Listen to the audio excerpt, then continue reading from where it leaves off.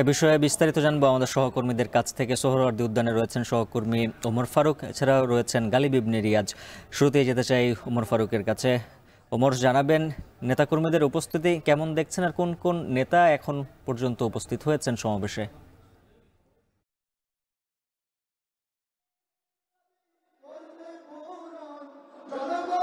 গালিব, মূলত যে জামাত ইসলামের আজকের যে জাতীয় মহাসমাবেশ, সেটি উপলক্ষে কিন্তু গতকাল রাত থেকেই ঢাকার আশেপাশে এবং বিভিন্ন জেলা থেকে, দক্ষিণাঞ্চল সহ বিভিন্ন জেলা থেকে কিন্তু নেতাকর্মীরা আসতে শুরু করেছেন এবং এই মুহূর্তে রাজধানীর সোহরাওয়ার্দী উদ্যানে নেতাকর্মীদের অবস্থানে মূলত পরিপূর্ণ অবস্থানে মার্চ কিন্তু এই মুহূর্তে সম্পূর্ণ ভরে গেছে। আপনি দেখতে পাচ্ছেন যে এই মুহূর্তে আসলে প্রতিটি কানায় কানায় নেতাকর্মীরা অংশ নিয়েছেন এবং তারা যে তাদের দলীয় পতাকা রয়েছে এবং তাদের যে দলীয় যে প্রতীক অর্থাৎ দাঁড়িপাল্লা, সেটি নিয়ে কিন্তু তারা স্বতঃস্ফূর্তভাবে অংশ নিয়েছে।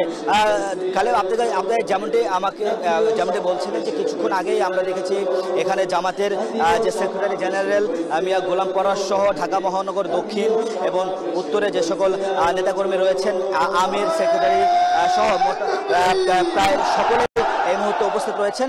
তবে আজকের এই সমাবেশ মূলত সভাপতিত্ব করবেন জামাতের আমির ডক্টর শফিকুর রহমান। এছাড়াও আজকের এই সমাবেশে উপস্থিত থাকবেন বিভিন্ন রাজনৈতিক দল, অর্থাৎ ফ্যাসিবাদ বিরোধী আন্দোলনে অংশ নেওয়া যে সকল রাজনৈতিক দলগুলো রয়েছে সকলকেই কিন্তু আমন্ত্রণ করা হয়েছে, তাদের উপস্থিত থাকার কথা রয়েছে। তবে এই মুহূর্তে 10টা থেকে কিন্তু মূলত সাংস্কৃতিক অনুষ্ঠান শুরু হয়েছে এবং যেটি দুপুর থেকে মূল যেই সমাবেশের যে কার্যক্রম, সেই আনুষ্ঠানিকতা দুপুর 2টা থেকে শুরু হবে। আপনার মাধ্যমে দর্শকদেরকে জানাতে যে আজকের যেই জামাতের জাতীয় মহাসমাবেশ, সেখানে তারা মূলত যে 7টি দাবি জানিয়েছেন। তারা বলছেন যে আসন্ন যে ত্রয়োদশ সংসদ নির্বাচন, সেই নির্বাচনে লেভেল প্লেইং ফিল্ড নিশ্চিতকরণ এবং এছাড়াও জুলাই গণহত্যার বিচার, এবং তারা যেটি দীর্ঘদিন যাবৎ জানিয়ে আসছেন যে মৌলিক সংস্কার, অর্থাৎ নির্বাচনের পূর্বে যাতে সরকার যে মৌলিক সংস্কারগুলো রয়েছে সেগুলো যাতে সম্পন্ন করে।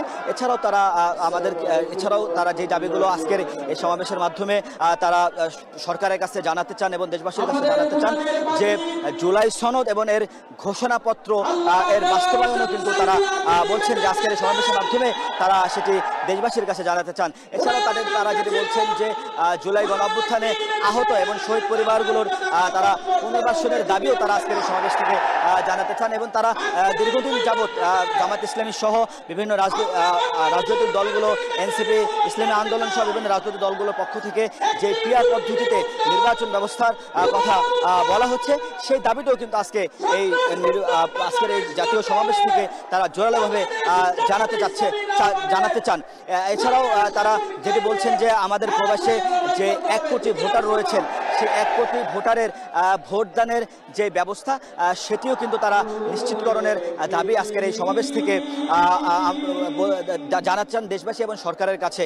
এবং তারা বলছেন যে আসলে আমরা এই মুহূর্তে যেমনটা দেখছি যে আসলে এই সোহরাওয়ার্দী উদ্যানে এইবারই প্রথম জামাত ইসলামী জাতীয় মহাসমাবেশ করছেন এবং দীর্ঘ 17 বছর পর বিগত ফ্যাসিবাদী আমলে প্রকাশ্যে কিন্তু রাজনৈতিক কর্মকাণ্ড পরিচালনা করতে পারেনি। সর্বশেষ 2023 সালের অক্টোবরে একটি সমাবেশ করেন, কিন্তু এবারই রাজধানীর সোহরাওয়ার্দী উদ্যানে তারা সমাবেশ করছেন এবং বলছেন যে আসলে তাদের যে এই সমাবেশ যে তাদের যে দাবি, সেই দাবি বাস্তবায়নের লক্ষ্যে তাদের আজকের এই সমাবেশ এবং সেটির জন্য এই মুহূর্তে নেতাকর্মীরাও স্বতঃস্ফূর্তভাবে অংশ নিচ্ছেন এবং এক ধরনের আনন্দঘন পরিবেশ তৈরি হয়েছে এই মুহূর্তে রাজধানীর সোহরাওয়ার্দী উদ্যানে। হাফিজ, এই ছিল আমার কাছে সোহরাওয়ার্দী উদ্যান থেকে সবশেষ। এবার যেতে চাই সহকর্মী গালিব ইবনে রিয়াজের কাছে। গালিব, শাহবাগের চিত্র কেমন দেখছেন?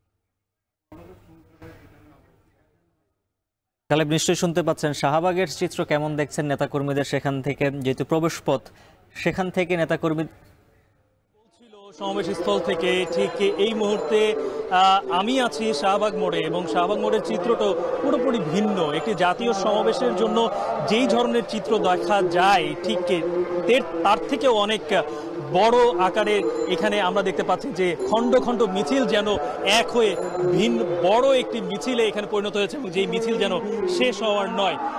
আমরা এখানে সকাল থেকে এসেই দেখেছি যে শাহবাগের চিত্রটা, যেখানে ঢাকা শহরের বিভিন্ন জায়গা থেকে, এমনকি ঢাকার উত্তরের ঢাকা মহানগরীর উত্তরের যারা নেতাকর্মী রয়েছেন তারাও এই শাহবাগ হয়েই সোহরাওয়ার্দী উদ্যানের ভেতরে প্রবেশ করছেন, এবং একের পর এক খণ্ড খণ্ড মিছিল আমরা দেখতে পাচ্ছি যে এই সোহরাওয়ার্দী উদ্যানের দিকে এগিয়ে যাচ্ছে এই জাতীয় সমাবেশে যোগ দেওয়ার জন্য। আমি যদি এখানকার এই চিত্রটি আরেকটু যদি তুলে ধরি, তাহলে এই বিভিন্ন মোড়ে মোড়ে এখানে বড় পর্দার ব্যবস্থা করা হয়েছে, যাতে করে যে সবাই তো আর সোহরাওয়ার্দী উদ্যানের ভেতরে মঞ্চের একেবারে ঠিক সামনে থেকে সবকিছু দেখতে পারবেন না।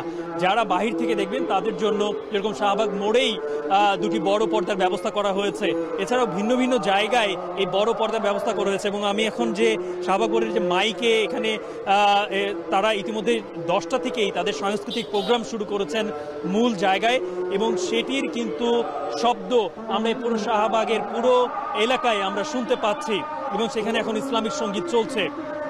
আমি এছাড়াও এখানে আরও একটি চিত্র যেটি আলাদা করে বলতে চাই, যে অন্য কোনো সমাবেশে যেটি আসলে আইন শৃঙ্খলা বাহিনীকে করতে হয়, এবং আইন শৃঙ্খলা বাহিনী সেটি করতে গিয়ে তাদের হিমশিম অবস্থার মধ্যে তাদেরকে পড়তে হয়, আজকে শাহবাগের চিত্রটি ঠিক তার যেন ভিন্ন আমরা দেখতে পাচ্ছি। এখানে সারা এই জাতীয় সমাবেশকে ঘিরে 6000 স্বেচ্ছাসেবক নিয়োগ দেওয়া হয়েছে। তার মধ্যে অনেক স্বেচ্ছাসেবককে আমরা দেখতে পাচ্ছি এই শাহবাগ মোড়ে, তারা যানজট যেন না লাগে এবং কোন রাস্তা দিয়ে গাড়ি যারা প্রবেশও করছে ওই গাড়িগুলোকে সঠিক পথ তারা দেখিয়ে দিচ্ছে, যে তাদের গন্তব্য তারা আগে জেনে নিচ্ছেন যে কোন গন্তব্যে তারা যাবেন, তারপর তাদেরকে সেই পথ দেখিয়ে দিচ্ছে যে এই পথ দিয়ে গেলে আপনারা আপনাদের গন্তব্যে নির্বিঘ্নে যেতে পারবেন। এখানে অনেক স্বেচ্ছাসেবক এই কাজটি করে যাচ্ছেন, এবং একই সাথে এই সমাবেশকে ঘিরে আমি দেখতে পেয়েছি কয়েকটি অ্যাম্বুলেন্স এখানে রাখা হয়েছে, এবং কয়েকটি অ্যাম্বুলেন্সকে আমি যেতেও দেখেছি। শুধু তাই না, মোড়ে মোড়ে পানি খাবারের ব্যবস্থা করা হয়েছে। অর্থাৎ একে তো এখানে ঢাকা এবং ঢাকার বাইরে থেকে যেই নেতাকর্মী কর্মী কিংবা সাধারণ সদস্য যারা এসেছেন তাদের যেন কোনো ধরনের সমস্যা না হয় এবং তারা যেন কোনো দুর্ভোগে না পড়ে। একই সাথে যারা আজকে শনিবার সরকারি ছুটির দিন হওয়ার পরেও, সাপ্তাহিক ছুটির দিন হওয়ার পরেও যেন যারা তাদের জরুরি কাজে বের হচ্ছেন এবং এই শাহবাগ কিংবা এই অর্থ এলাকা যারা ব্যবহার করছেন তাদের যেন কোনো দুর্ভোগে পড়তে না হয়, সেই বিষয়টিও কিন্তু তারা নিশ্চিত করার চেষ্টা করছেন।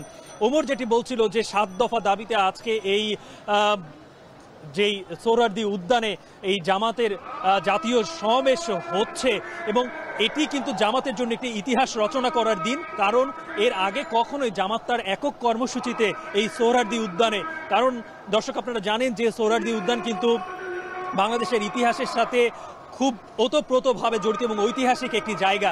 সেই জায়গায় কখনো জামাতে ইসলামী আগে কখনো একক কর্মসূচিতে তার এই ধরনের সমাবেশ তারা করতে পারেনি, কিন্তু আজকেই প্রথম আমরা দেখতে পাচ্ছি যে জামাত এই জাতীয় সমাবেশ করছে, এবং এই সমাবেশে তাদের যে 7 দফা তারা দিয়েছেন, এই 7টি দফার প্রত্যেকটি দফা, আমি কিছুক্ষণ আগে জামাতের যারা সাধারণ সমর্থক এবং কর্মীর যে ছিলেন তাদের সাথে কথা বলেছিলাম, 7টি দফায় যে খুব গুরুত্বপূর্ণ, এবং এই সময়ে বাংলাদেশের রাজনীতি এবং বাংলাদেশের সামনের দিকে এগিয়ে চলা এবং যারাই আগামীতে ক্ষমতায় আসতে চান না কেন তাদের জন্য এটি খুবই গুরুত্বপূর্ণ, এবং সর্বোপরি বাংলাদেশের মানুষের জন্য খুব গুরুত্বপূর্ণ বলেই তারা মনে করছেন, এবং যে কোনো মূল্যে হোক এই 7 দফা দাবি। এবং এর মধ্যে কয়েকটি দাবি খুবই গুরুত্বপূর্ণ, যেরকম মৌলিক সংস্কার, পিআর পদ্ধতিতে নির্বাচন, লেভেল প্লেইং ফিল্ড, এই বিষয়টিকে নিশ্চিত না হওয়া পর্যন্ত আসলে কর্মী সমর্থকদের মনের মধ্যে যেটা আছে যে তার আগে নির্বাচন হওয়াটা আসলে বাংলাদেশের জন্য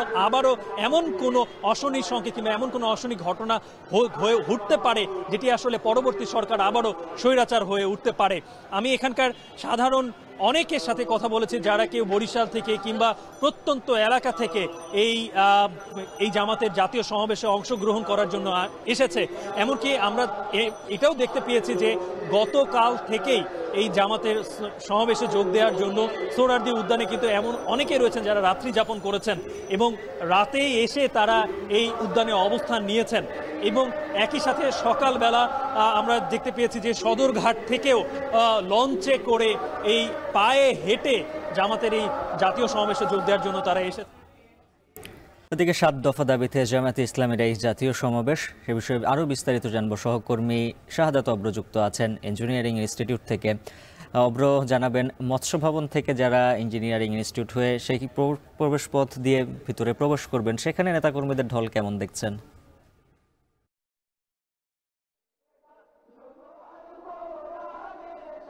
উজ্জ্বল, আমি এখন আছি ঠিক ইঞ্জিনিয়ারিং ইনস্টিটিউটের এখানে কিন্তু হচ্ছে সকাল থেকেই আমি ভিড় লক্ষ্য করছি যারা কিনা ঢাকার বাইরে থেকে এসেছেন। অনেকেই কিন্তু হচ্ছে ফজরের পরপরই কিন্তু হচ্ছে যেই সোহরাওয়ার্দী উদ্যান সেখানে কিন্তু হচ্ছে প্রবেশ করতে আমি দেখেছি এবং লক্ষ্য করেছি যে অনেকেই কিন্তু মতিঝিল থেকে শুরু করে আশেপাশে কিন্তু বাসগুলো রেখে তারপরে কিন্তু হেঁটে রওনা হয়েছেন এই সোহরাওয়ার্দী উদ্দেশ্যে। আমি যদি এই পাশটা একটু দেখাতে চাই আপনাকে, যে এই পাশে কিন্তু এখন ঠিক প্রবেশদ্বারে, আমি কিন্তু প্রবেশদ্বারের মুখে আছি, সেখানে কিন্তু বলাই চলে যে কয়েক হাজার মানুষ কিন্তু হচ্ছে এখানে আছেন এবং সেই জায়গাতে কিন্তু হচ্ছে আমি লক্ষ্য করেছি যে ঢাকার বাইরের মানুষই অধিকাংশ। তারা বলছেন যে তাদের আজকের এই 7 দফা দাবিতে যেই মহাসমাবেশ, এই সমাবেশে কিন্তু হচ্ছে তারা যোগ দিতে ঢাকা এবং ঢাকার বাইরে থেকে নানা জায়গা থেকে কিন্তু হচ্ছে এখানে এসে পৌঁছেছেন।